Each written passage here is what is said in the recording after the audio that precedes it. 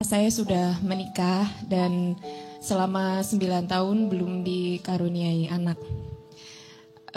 Sudah banyak yang saya dan suami saya lakukan, baik ikhtiar medis maupun non medis, dan banyak juga cacian, hinaan, banyak sekali sudah kami alami berdua. Hingga dalam waktu 1 tahun terakhir ini, kami berdua memutuskan untuk tidak melanjutkan program lagi. Dan kami berdua pasrah, bahkan di dalam doa kami yang pada saat 8 tahun terakhir itu selalu meminta diberi keturunan. Tapi dalam 1 tahun ini, kami di dalam setiap berdoa hanya meminta ketenangan hati dan keikhlasan dalam menjalani hidup ini. Dan kami meminta mudah-mudahan Allah selalu memberikan kabar baik kepada kami, entah itu diberikan keturunan atau kabar baik apapun.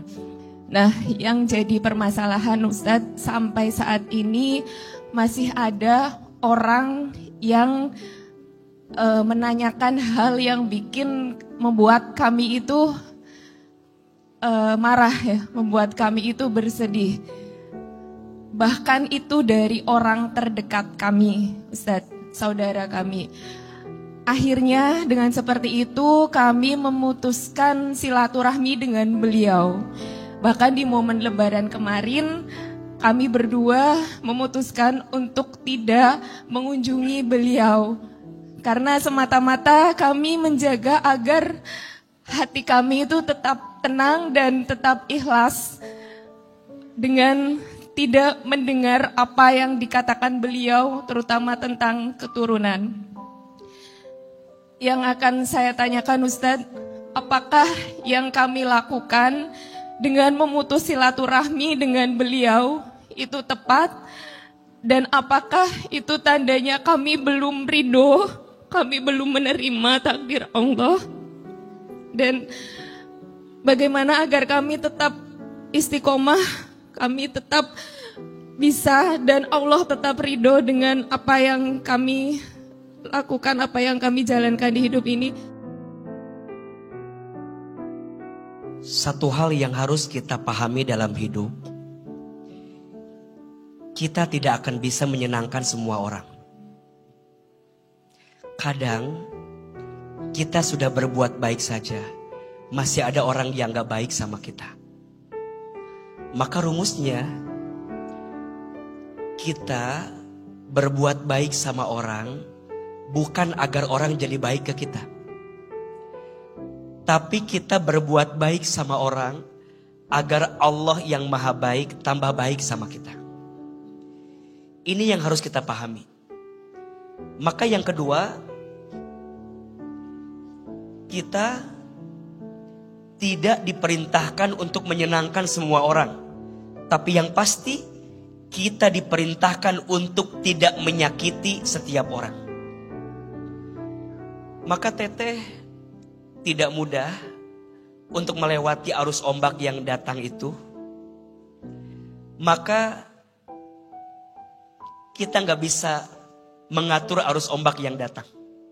Yang bisa kita atur adalah ajarkan tubuh ini berenang, agar ketika ombak itu datang kita bisa melewati arus itu.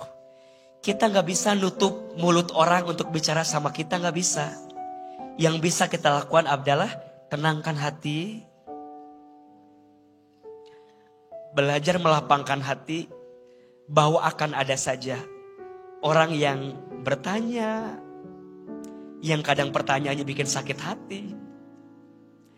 Tangan kita hanya ada 2. Kenapa Allah ciptakan 2? Karena 2 tangan ini gak bisa nutupin mulut orang bicara tentang apa ke kita.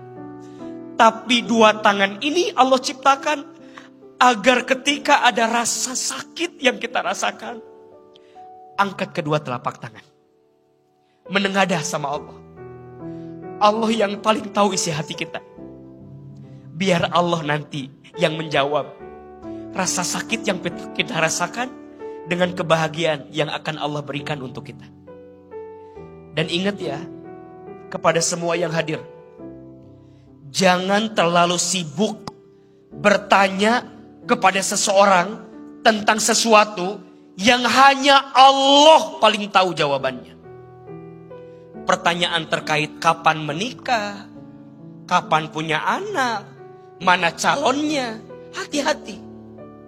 Untukmu itu terkesan basa-basi dan sederhana, tapi bagi sebagian yang lain boleh jadi itu luka hati yang paling dalam, karena mereka sedang diuji dengan ujian itu. Maka di antara adab yang perlu kita belajari, izin ya, kita itu harus belajar. Jangan terlalu mengumbar sesuatu yang kita anggap kebahagiaan, tapi di mata orang lain boleh jadi luka hati yang mereka rasakan. Maka dalam Islam gak boleh mengumbar, mohon maaf, gak boleh mengumbar keromantisan dengan pasangan di depan orang yang belum punya pasangan.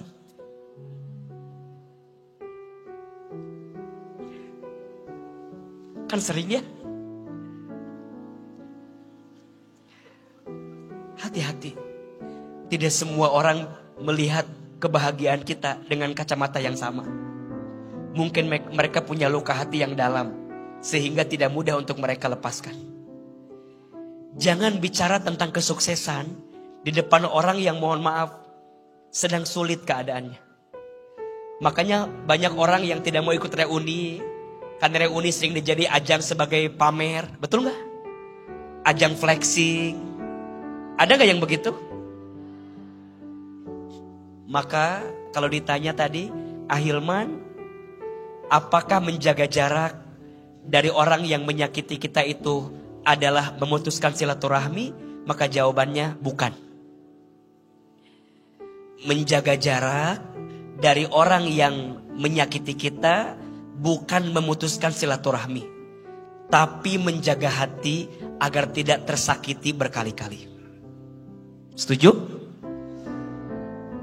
Boleh kok kita ngeblok sesuatu yang nyakitin kita, boleh. Unfollow orang yang nyakitin kita, boleh. Boleh. Itu bukan memutuskan silaturahmi, tapi itu menjaga hati agar tidak tersakiti berkali-kali. Bedakan antara memaafkan dengan melupakan. Memaafkan dengan melupakan itu beda. Memaafkan itu membersihkan hatimu agar tidak membenci kepada orang yang menyakitimu. Sedangkan melupakan membersihkan pikiranmu agar tidak ingat kepada yang menyakitimu. Memaafkan letaknya di hati, melupakan letaknya di pikiran. Walaupun belum bisa melupakan, pelan-pelan mulai dengan memaafkan. Memaafkan itu tidak merubah masa lalu, tapi memaafkan mencerahkan masa depan.